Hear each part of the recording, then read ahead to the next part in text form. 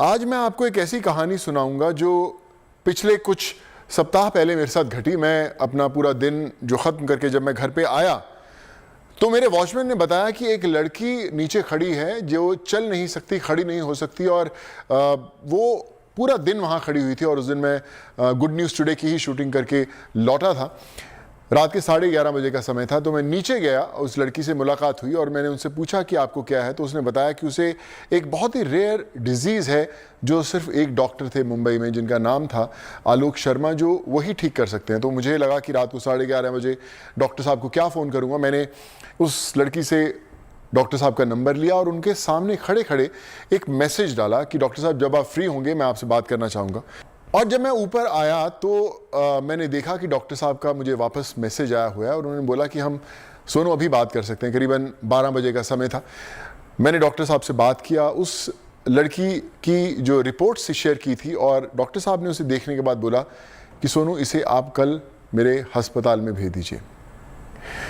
वो लड़की अस्पताल में गई, उसका इलाज शुरू हुआ। मैं उन डॉक्टर को हमेशा बोलता हूँ कि डॉक्टर आप एक जादूगर हैं कि किस तरह आप ठीक करते हैं। और उस लड़की का काफ़ी सप्ताह इलाज चलना शुरू हुआ और वो अब ठीक होने की कगार पर है, पहला स्टेप ले चुके हैं। कमाल की बात ये है जो मैं हमेशा गुड न्यूज़ टुडे के दर्शकों को शेयर करता हूँ कि जब आप कमाल का काम करना चाहते हैं तो समय की कोई सीमा नहीं होती। जिस तरह से आप काम करना चाहते हैं उसका कोई ग्राफ नहीं होता। आप बस काम करना चाहते हैं और आप देखते हैं कि कैसे लोग जुड़ते हैं। डॉक्टर आलोक से मैं कभी आज तक नहीं मिला, आज भी नहीं मिला, लेकिन कैसे मदद के लिए उन्होंने हाथ बढ़ाया और आज हम उनके साथ कई सर्जरीज कर रहे हैं। डॉक्टर आलोक ने उस लड़की की ज़िंदगी बदली। चलिए देखते हैं उनकी कहानी।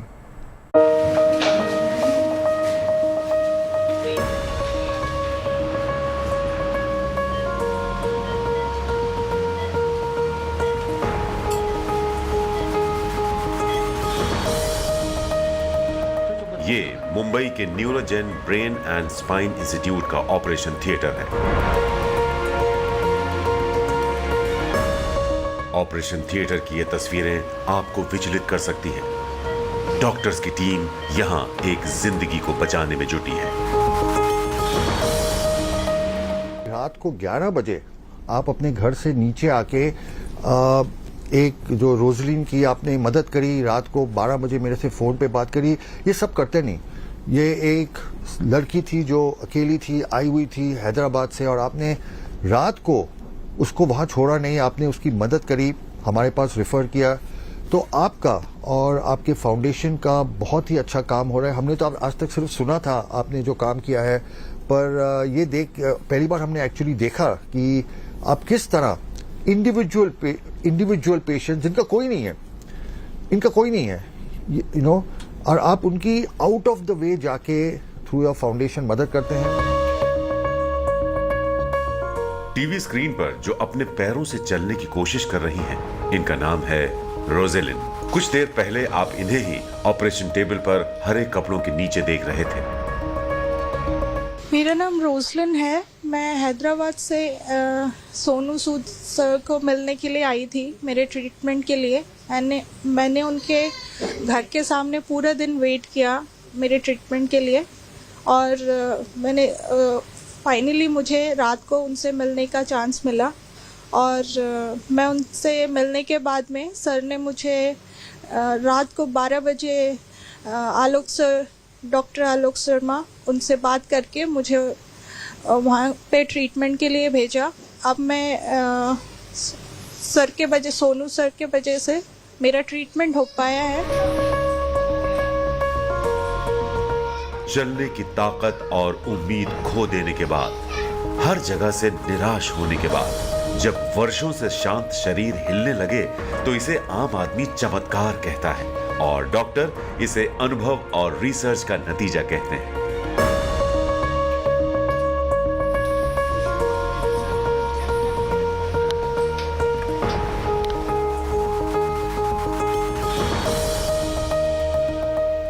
डॉक्टर आलोक शर्मा से मिलने से पहले रोजेलिन को कई जगह इलाज के लिए दिखाया गया।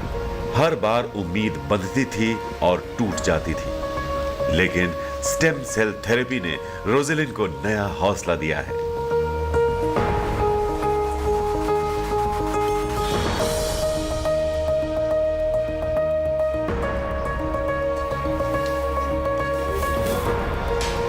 स्टेम सेल ट्रीटमेंट के बाद में मुझे बहुत एनर्जेटिक फील हो रहा है। मैं आगे भी बहुत इम्प्रूव होगा मेरा कंडीशन, ये उम्मीद करती हूँ।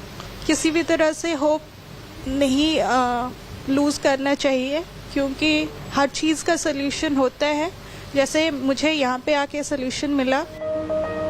आप सोच रहे होंगे कि आखिर ये स्टेम सेल थेरेपी होती क्या है। सबसे पहले आपको बताते हैं स्टेम सेल के बारे में। आसान शब्दों में कहें तो स्टेम सेल इंसान के शरीर को बनाने का कच्चा माल है। इसमें इंसान की कमजोरी और ताकत सब मौजूद होती है। इसीलिए स्टेम सेल का इस्तेमाल इलाज के लिए किया जाता है। इसे ही स्टेम सेल थेरेपी कहते हैं। थेरेपी के लिए डॉक्टर मरीज की रीढ़ से बोन मैरो निकालते हैं। इससे स्टेम सेल अलग की जाती हैं। फिर उसे मरीज के शरीर में डाला जाता है। तो रोजलिन का इलाज हो गया है, हमने उसके ऊपर स्टेम सेल थेरेपी करी है। और स्टेम सेल में हम क्या करते हैं कि जो पेशेंट की जो बोन है, पेल्विक बोन, वहां से हम बोन मैरो निकालते हैं। उस बोन मैरो में से स्टेम सेल अलग करके हम रोजलिन की स्पाइनल फ्लूइड में और उसके जितने कमजोर मसल्स हैं उसमें इंजेक्ट कर देते हैं। ये एक बड़ा सिंपल ट्रीटमेंट है। इसमें सिर्फ इंजेक्शंस लगते हैं, कोई ऑपरेशन, काटा पीटी, ऐसे चीरे टाके कुछ नहीं होते। ये 100% सेफ ट्रीटमेंट है जिसमें कोई रिस्क नहीं। और रोजलिन ने बहुत ही अच्छा रिस्पांस दिया है। She is already feeling more energetic. उनके हाथ पैर में थोड़ी ताकत इंप्रूव हो गई है। वो खुद कह रहे हैं कि उनके बैठने में, खड़े होने में, चलने में ऑलरेडी ट्रीटमेंट के बाद इम्प्रूवमेंट्स आ गए हैं। पर पूरे इम्प्रूवमेंट्स आने में 3 से 6 महीने लगते हैं। और धीरे धीरे करके रोजलिन को एक्सरसाइज करनी पड़ेगी, थेरेपी करनी पड़ेगी, और स्लोली वो अपने आप में इंडिपेंडेंट हो जाएगी। हमारे इन बीमारियों के पेशेंट हैं, हमारा एक सिंपल एम है कि किसी भी तरह वो इंडिपेंडेंट हो जाएं, किसी के ऊपर डिपेंड नहीं हो। तो हमारे स्टेम सेल थेरेपी और रिहैबिलिटेशन प्रोग्राम से हम इनको इंडिपेंडेंट कर देते हैं। उम्मीद है कि रोजलिन हर गुजरते दिन के साथ अपनी पहले जैसी जिंदगी जी पाएंगी। उनकी इच्छा शक्ति और डॉक्टर आलोक शर्मा का इलाज मिलकर एक ऐसी दिशा में बढ़ रहे हैं जिसमें इस बीमारी से पीड़ित लोगों के लिए जीवन का सूर्योदय इंतजार कर रहा है। मुंबई से पूर्वा चिटनिस के साथ bureau report, good news today. आज मैं आपको एक अजीब सी जिद की कहानी सुनाता हूं। दिल्ली में एक सज्जन हैं, उन्हें लगता है कि वो इतिहास की कमियों को दुरुस्त कर रहे हैं। इसके लिए उन्होंने जो तरीका चुना है वो भी कमाल का है। इतिहास की मरम्मत की कहानी देखिए और सीखिए। आपने और हमने सैकड़ों साल पुराने इतिहास को पढ़ा है, उसके बारे में सुना है, लेकिन क्या आपने कभी इतिहास को महसूस किया है? जी हाँ, दिल्ली के डॉक्टर आदित्य ने सदियों पुराने इतिहास को महसूस किया है। उस इतिहास को केवल वो महसूस ही नहीं कर रहे हैं, बल्कि आप देख सकते हैं कि आदित्य पुराने कई इतिहासों के साथ जी रहे हैं। जी हाँ, यह है डॉक्टर आदित्य का मिनी म्यूजियम, जहां पर वर्ल्ड वॉर से लेकर ब्रिटिश वॉर तक की तमाम छोटी बड़ी चीजों का कलेक्शन रखा गया है। तो आइए देखते हैं कि और किस तरह की चीजों का कलेक्शन इस आदित्य की म्यूजियम में है और क्या कुछ खास है उनके इस म्यूजियम में।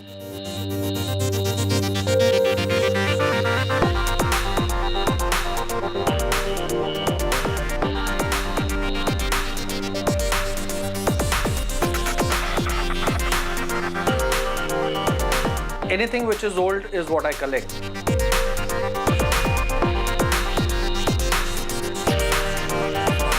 मेरे लिए कोई भी चीज़ जो पुरानी हो रही है या फेज आउट हो जाती है, I try and protect it, because हर प्रोडक्ट का एक कंट्रीब्यूशन है in the history of things. And unluckily what has been happening is कि लोगों ने कभी उसको रिकॉर्ड नहीं किया। If you actually get on to Google और आप सर्च करना शुरू करेंगे प्रोडक्ट्स के बारे में, आपको हिस्ट्री कुछ नहीं मिलेगी। So I try and track the unrecorded history, जो भी हिस्ट्री रिकॉर्ड नहीं हो पाई है, या बहुत सारे हिस्ट्री के कंपोनेंट्स जो कभी भी नोटिस नहीं किए गए या रिकॉर्ड नहीं किए गए। आई try and put those things together. करीब 8 साल पहले one day I was showing my daughter जो मेरी माचिस की कलेक्शन थी।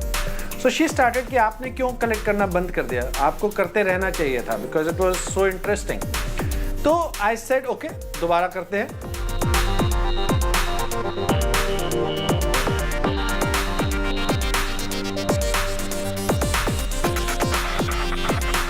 I collect vintage cars, I collect vintage two-wheelers, I collect all the electronic medias. When I say electronic media means TV हो गए, रेडियो हो गए, टेप रिकॉर्डर्स हो गए, ग्रामोफोन्स हो गए, या स्पूल प्लेयर्स हो गए, या ट्रांजिस्टर्स हो गए, से लेके cameras, vintage cameras. American War Forces, Air Forces of America. मैं इंडिया का one of the largest watch collector हूँ। मेरी कलेक्शन में करीब 1300 के करीब घड़ियाँ हैं। मैं विंटेज टिन बॉक्सेस कलेक्ट करता हूँ। So I am one of the largest tin box collectors in the country.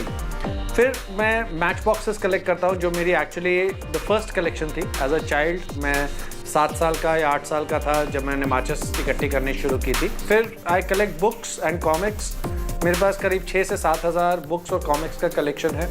Then I collect typewriters. I think I am the second largest typewriter collector in the country. मेरे पास करीब 150 से 155 typewriter होंगे मेरी collection में। I collect a lot of war memorabilia. I collect a lot of advertising boards जो पहले आते थे। I collect a lot of art pieces. मेरे पास सेकेंड वर्ल्ड वॉर के कैमराज हैं। मेरे पास सेकेंड वर्ल्ड वॉर का प्रोजेक्टर्स हैं। मेरी जो ओल्डेस्ट कलेक्शन है वो फॉसिल्स की है या प्री हिस्टोरिक टूल्स की है। जब हम इंसान केव्स में रहता था और टूल्स बनाता था, उन टूल्स की है, या फॉसिल्स हैं जो लाखों साल पहले के फॉसिल्स बने हुए हैं। सो आई कलेक्ट एवरीथिंग। मतलब शायद ही कोई ऐसी कैटेगरी होगी जो मैं कलेक्ट नहीं करता। जो हम हिस्ट्री में पढ़ते हुए आते हैं, सैडली वो सिर्फ 10% है।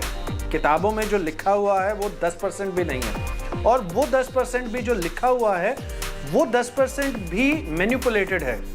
क्यों? क्योंकि वो उसके बारे में आपको और कोई इन्फॉर्मेशन नहीं देता है। सिचुएशन है कि आई एम एक्चुअली ओवरफ्लोइंग कि मैं कहाँ स्टोर करता हूँ। ऑलरेडी मेरे पास स्पेस क्रंच है बहुत मेजर कि कहाँ पे सामान रखना है। पिछले कुछ सालों से इसको बहुत ज़्यादा रिकग्निशन मिलना शुरू हो गया बहुत सारे जगहों से, even a lot of international media.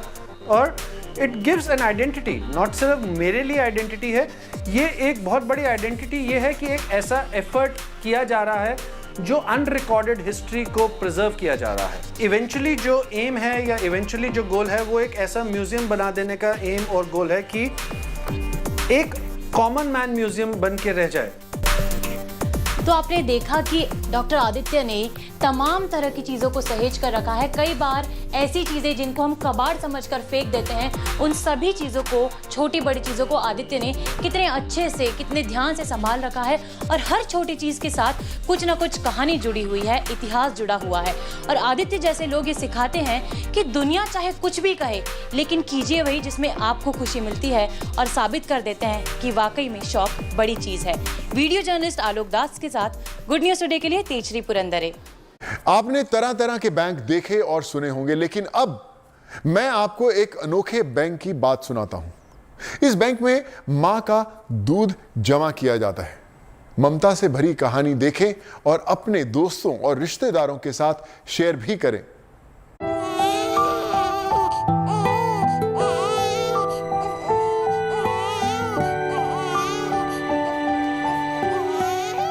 सबसे पहला बॉन्ड ही बच्चे का ब्रेस्ट फीडिंग से होता है। लाइक बच्चा जानता है अपनी माँ को सबसे अलग, क्योंकि वहाँ से उसे वो पोषण मिलता है। बिना ब्रेस्ट फीड के बच्चे बहुत ज़्यादा प्रॉब्लम होते हैं, बीमारी पड़ जाते हैं। बाहर के दूध देने में बहुत रोती थी मैं, क्योंकि मेरे बेटे ऐसे क्यों हो गए। मुझे नहीं पता था कि मिल्क बैंकिंग भी हो सकती है, आप मिल्क भी डोनेट कर सकते हो।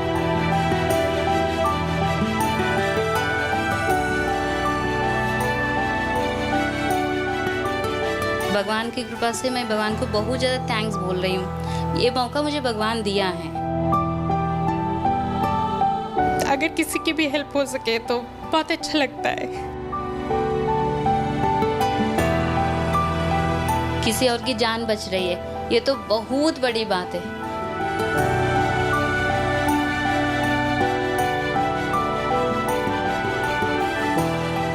प्रकृति ने माँ और बच्चे के बंधन को मजबूत करने के लिए उन्हें माँ के दूध की डोर से बांधा है। जी हाँ, और माँ का दूध मातृत्व की भावना को परिपूर्ण करता है।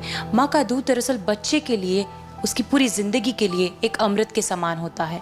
लेकिन ऐसी कई माएँ होती हैं जो इस बंधन में, इस डोर में बंध नहीं पाती हैं, और फिर नतीजा ये होता है कि उनके बच्चे जान भी गंवा बैठते हैं। इसी बात को ध्यान में रखते हुए ब्रेस्ट मिल्क फाउंडेशन और फोर्टिस ला फेम ने अमारा मिल्क बैंक की शुरुआत की। जानकर आप भी चौंक जाएंगे कि ये अमारा मिल्क बैंक एक ऐसा मिल्क बैंक है जो ज़रूरतमंद बच्चों को मिल्क प्रोवाइड करवाते हैं, जिनकी माँ उन्हें ब्रेस्ट फीडिंग के ज़रिए दूध नहीं दे सकती, उन्हें मिल्क डोनेट करके मिल्क प्रोवाइड किया जाता है। तो आइए जानते हैं कि किस तरह से ये हमारा मिल्क बैंक अपने आप में खास है और कैसे ये ज़रूरतमंद बच्चों तक माँ का दूध पहुँचाने का काम कर रहे हैं।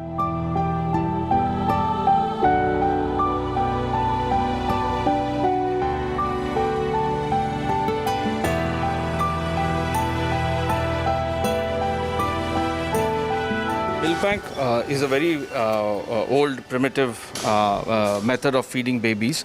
जो premature babies जो होती है उसकी mothers के पास जो दूध नहीं होती है उसको babies को देने के लिए वो babies को normally formula feed देते थे। अभी we all know there's a lot of evidence to suggest that it is better to give the mother's milk. तो जब भी mother के पास milk नहीं होती है हम donor mother से लेके वो मिल्क को हम प्रोसेस करते हैं, पैस्चराइज करके उसको टेस्ट करके then we give it to the babies. ये कॉन्सेप्ट हमने शुरू किया 2016 में। दिल्ली में फर्स्ट हमारा मिल्क बैंक खोला, उसके बाद then we have open another milk bank in Bangalore. Doctor ने बोला था 2 महीने तक आप इसकी ब्रेस्ट फीडिंग नहीं करना है, लैक्टोज फ्री मिल्क इसको देना पड़ेगी। फिर मेरे हस्बैंड, मम्मी पापा सब लोग यही बोला था आपकी जो ब्रेस्ट मिल्क प्रोड्यूस हो रही है उसको ख़राब क्यों करना है, ऐसे बहुत ज़्यादा लोग हैं ज़रूरत वाले, आप एक बार सोच सकते हैं। जब बेटी पैदा हुई तो वो लाफे में पैदा हुई, और जब हम डॉक्टर से मिलने गए वहाँ पे पीडियाट्रिक विजिट थे, वहाँ पे हमने पोस्टर देखा और पैम्फलेट्स देखे हमारा मिल्क फाउंडेशन का। मुझे नहीं पता था कि मिल्क बैंकिंग भी हो सकती है, आप मिल्क भी डोनेट कर सकते हो। तो इमीडिएटली मेरे और मेरे हस्बैंड ने हमने वो पैम्फलेट पिकअप कर लिया। बाद में डॉक्टर से बात भी हुई तो वो मन में था कि ये करना चाहिए और मुझे ये एक्सप्लोर करना चाहिए। लाफेमे वालों ने हमारे फाउंडेशन में मुझे कनेक्ट करवाई थी। विद इन 1 or 2 आवर्स के बीच में ये सारी बातें हो चुके थे। ब्रेस्ट मिल्क निकालने के लिए मशीन की ज़रूरत पड़ती है, वो मशीन भी मेरे पास नहीं है।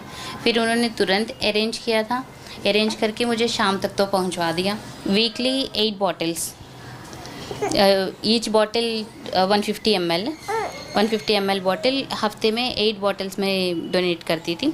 WHO की गाइडलाइंस है कि बच्चों को पहले 6 महीने के लिए सिर्फ एक्सक्लूसिवली ब्रेस्ट फीड करना चाहिए, क्योंकि पोषण अलग, बच्चे की इम्यूनिटी के लिए ये ज़रूरी है, आपकी ज़िंदगी भर की बच्चे की सेहत के लिए ज़रूरी है। तो सबसे पहले तो ब्रेस्ट फीडिंग इज़ इम्पॉर्टेंट, ऊपर से अगर आप उसे डोनेट कर सकते हैं तो इसमें हिचकिचाने की कोई बात नहीं है।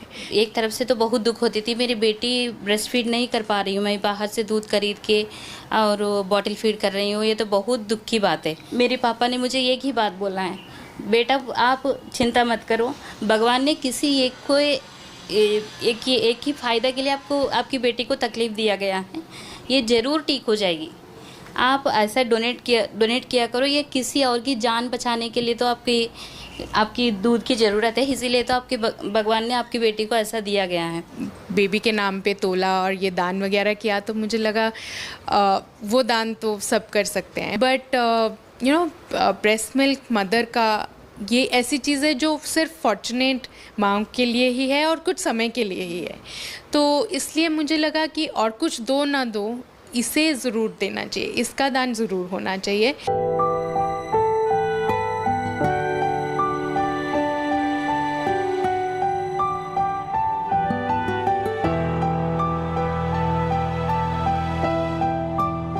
तो ये वही हमारा मिल्क बैंक है जो अब तक कई हज़ारों बच्चों की ज़िंदगी बचा चुका है।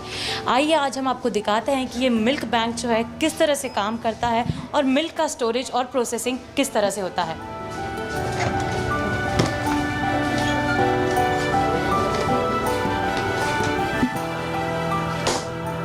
तो जो भी हम कलेक्ट करते हैं मदर से, जो डोनर्स जो मिल्क डोनेट करते हैं, हम we first bring it across to the bank. वो बैंक में यहाँ आइस बॉक्स में लेकर आते हैं हम, and we put it into the freezer over here.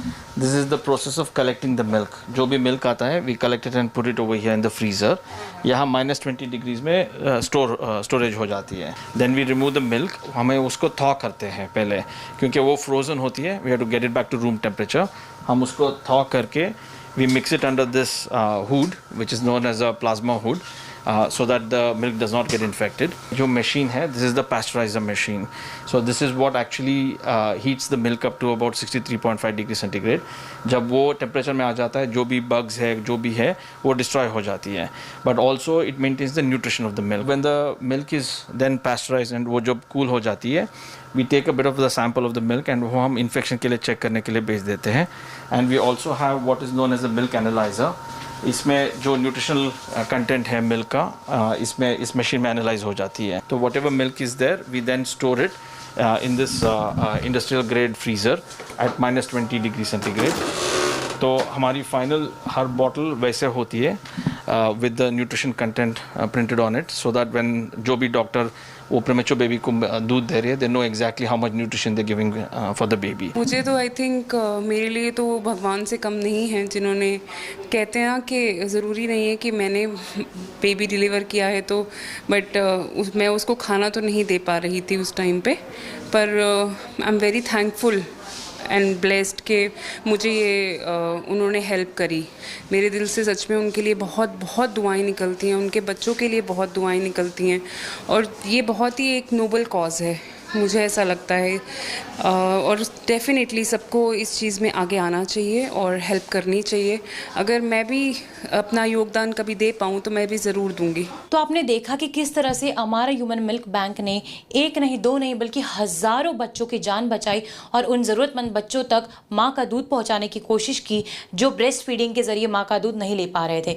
उम्मीद करते हैं कि आने वाले समय में कई सारी माएँ अपने मातृत्व के भाव को अपने बच्चे तक सीमित ना रखते हुए कई दूसरे बच्चों तक इस तरह से पहुंचाकर उनकी जान बचाते रहेंगे। वीडियो जर्नलिस्ट आलोक दास के साथ गुड न्यूज टुडे के लिए तेजश्री पुरंदरे। अब मैं आपको उन लोगों की कहानी सुनाता हूं जिन्होंने जिंदगी से कह दिया है कि नो टू रिटायरमेंट, यानी कि 60 के बाद भी घर नहीं बैठना है, काम करते रहना है। ऐसे लोगों की मदद के लिए एक कंपनी भी शुरू हुई है। देश की एक बड़ी कंपनी कहती है कि हमारे यहां बुजुर्ग रिटायर नहीं होते, बस उनका रोल बदल जाता है। मकसद यह है कि 60 साल का अनुभव बेकार ना जाए, देश और समाज के काम आए।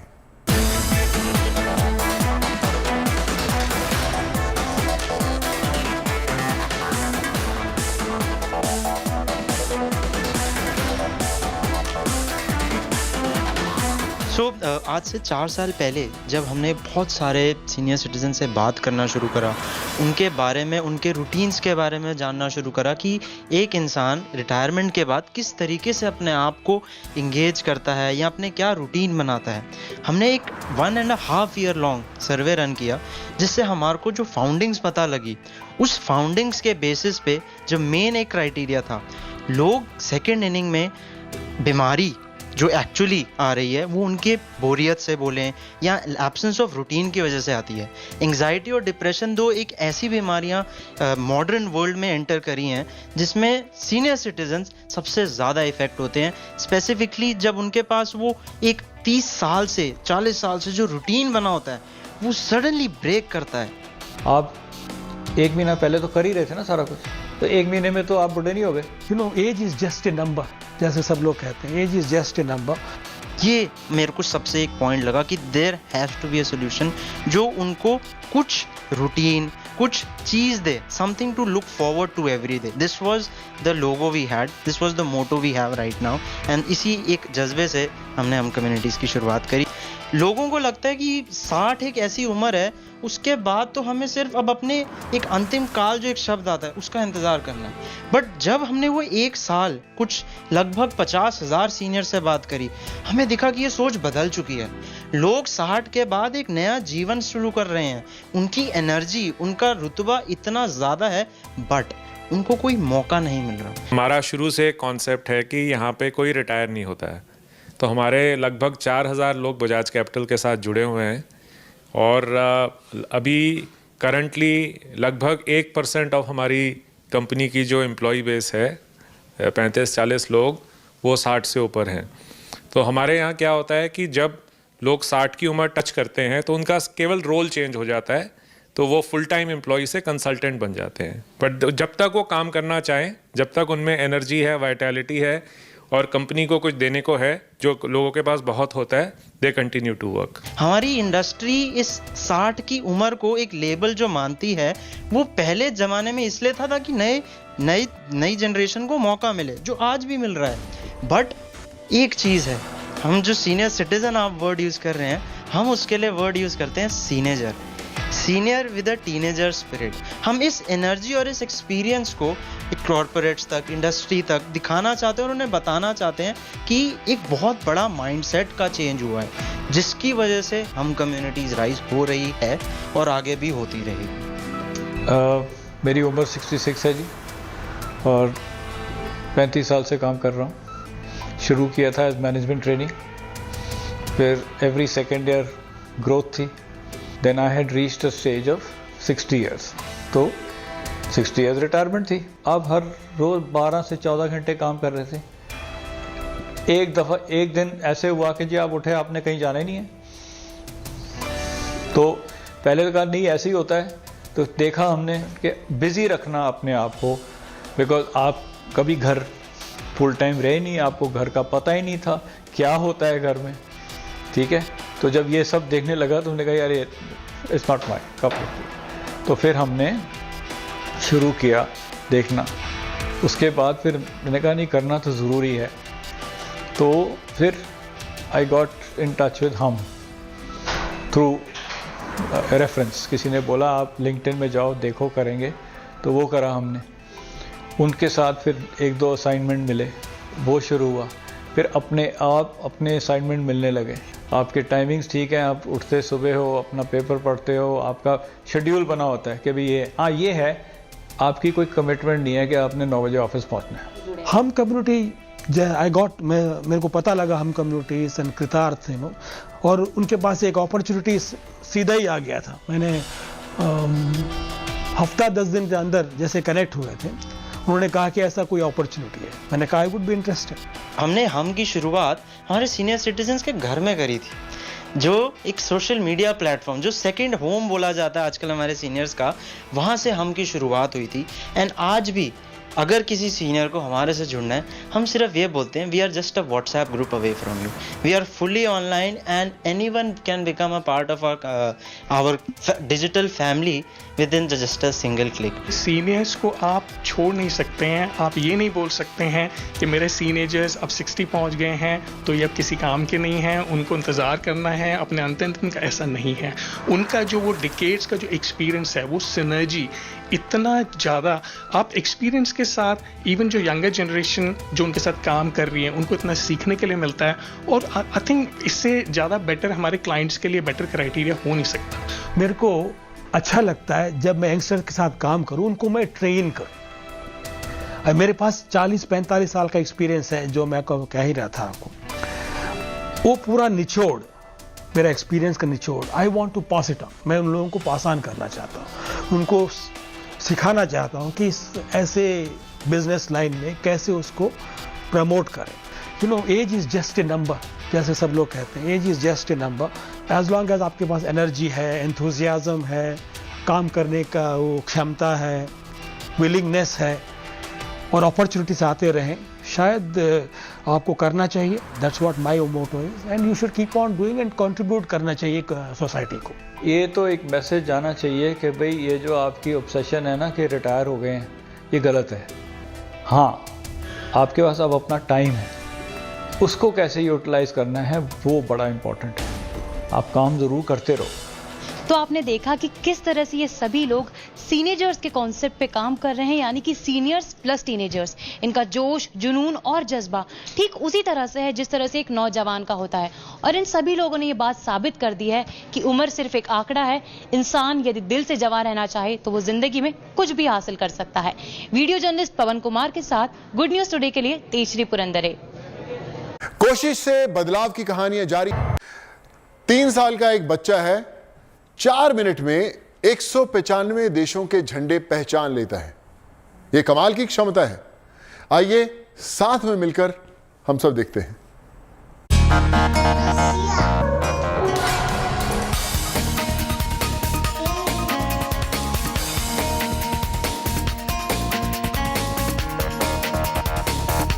उम्र 3 साल।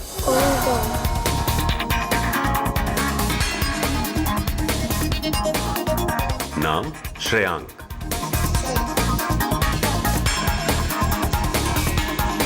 टीवी स्क्रीन पर दिख रही स्टॉप वॉच पर गौर कीजिए और शुरू कीजिए गिनना। Afghanistan, Romania, Nigeria, Andorra, Angola, चिकन बाबूदा, Argentina, Armenia, Austria, Australia, Azerbaijan, हमास, Bahrain, Bangladesh, Barbados, Belarus, Belgium, Greece, Benin, Iran, Bolivia, India.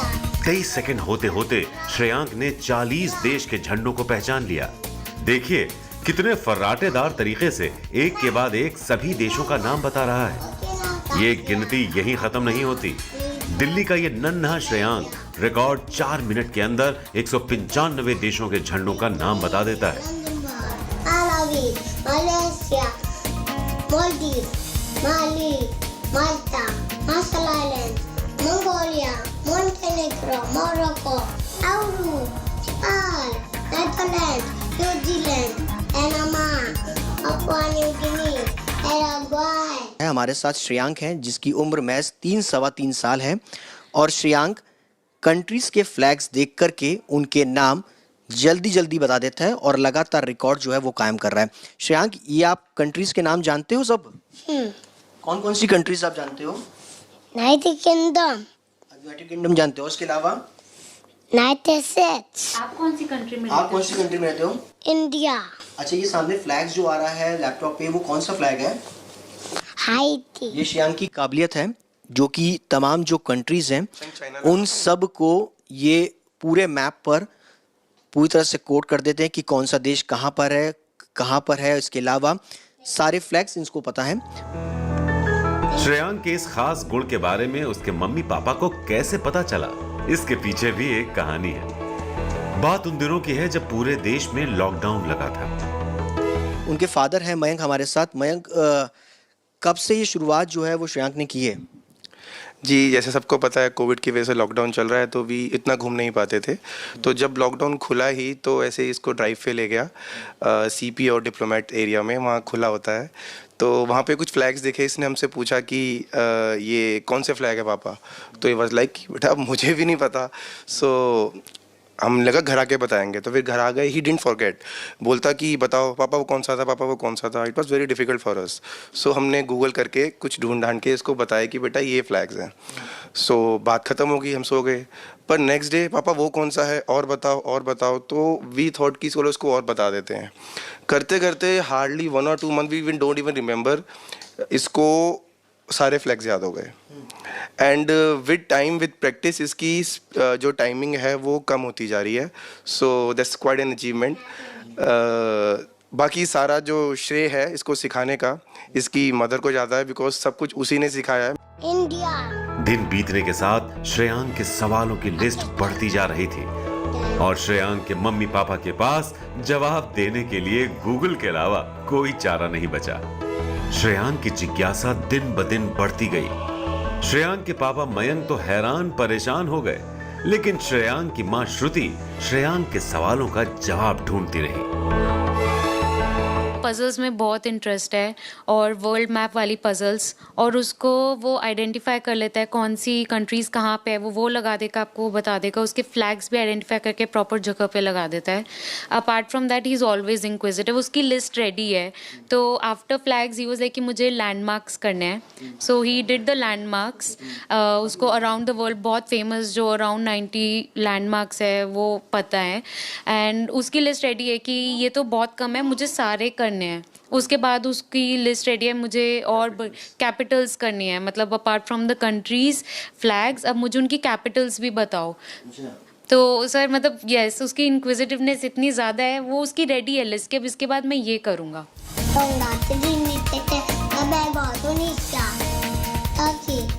Shreyank की इस प्रतिभा को उसके पापा Mayank Guinness book of world record में दर्ज करवाना चाहते हैं। वो चाहते हैं कि श्रेयांक की इस खूबी की वजह से भारत का नाम रोशन हो।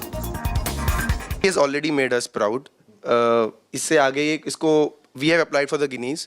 उनका एक प्रोसीजर है, they have asked for almost 2 to 3 months, वो हमें रिप्लाई करेंगे, we are waiting for their reply. So अगर वो भी आ जाए तो इस icing on the cake. Believe अगर ये इंडिया के लिए गिनीज ला पाता है या जीत पाता है, रिकॉर्ड बना पाता है, तो it's a matter of pride I think for the whole country कि ऐसे एक इंडिया का किड है 3 साल का, वो ये कर पा रहा है।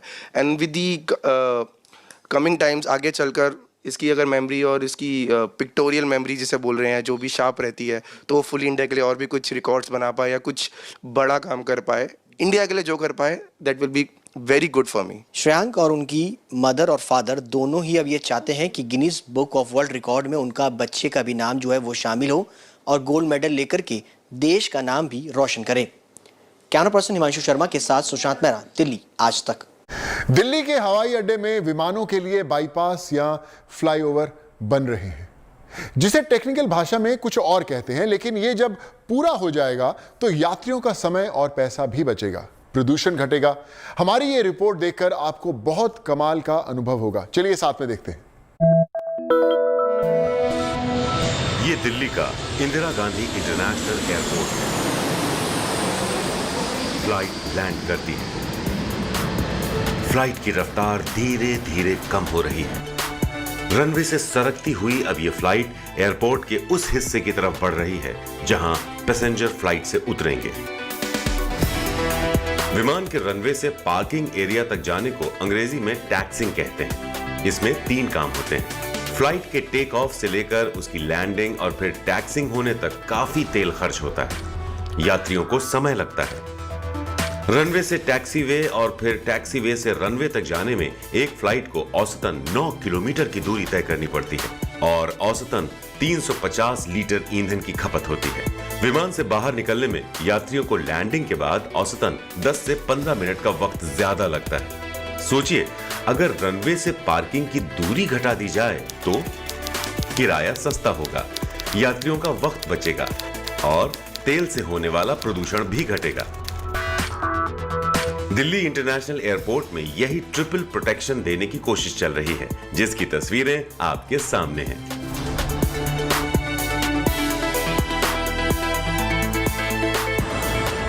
दूर दूर तक लंबी चौड़ी कंक्रीट की छत तैयार की जा रही है। यही है वो टैक्सीवे, जिसके ऊपर से हवाई जहाज के पहिए गुजरेंगे और छत के ठीक नीचे सुरंगनुमा रास्ते से गाड़ियां गुजरेंगी, ठीक वैसे ही जैसे आप अभी अपनी स्क्रीन पर देख पा रहे हैं।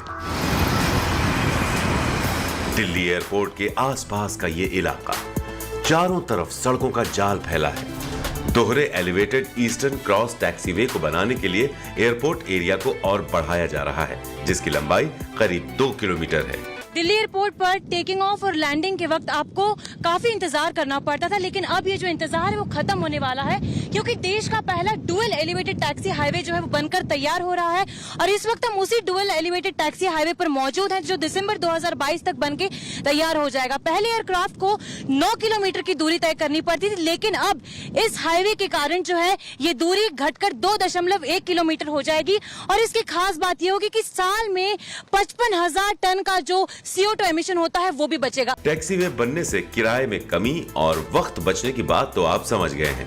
अब आपको बताते हैं कि हमारे पर्यावरण के लिए ये एलिवेटेड ईस्टर्न क्रॉस टैक्सीवे कितना फायदेमंद होगा।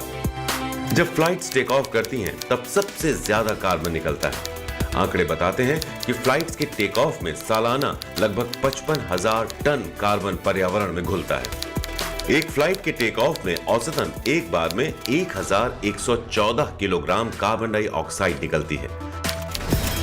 पर्यावरण के संरक्षण को लेकर दिल्ली एयरपोर्ट प्रशासन का लक्ष्य है कि वो साल 2030 तक दिल्ली के इस एयरपोर्ट को नेट जीरो कार्बन की स्थिति तक पहुंचाएगा।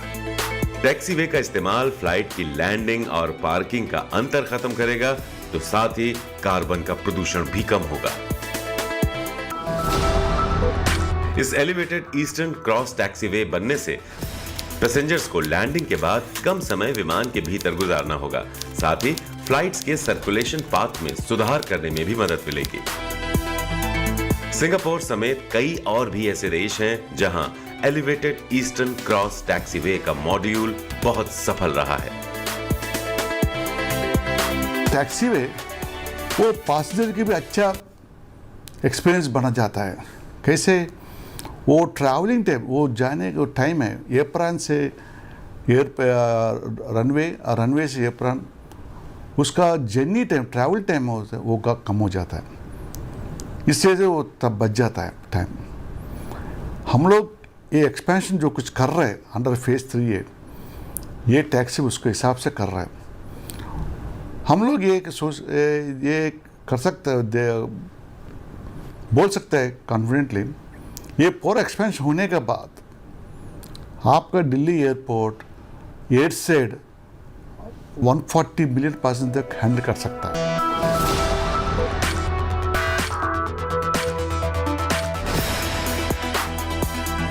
देखा कि किस तरह से ये डुअल एलिवेटेड टैक्सी हाईवे बनकर तैयार हो रहा है और दिसंबर 2022 तक इस पर सभी तरह के एयरक्राफ्ट जो है, एक साथ 2 एयरक्राफ्ट भी इस पर आ जा सकेंगे और नीचे से बड़े आसानी से आप फ्लाईओवर के नीचे से अपनी गाड़ी को भी ले जा सकेंगे।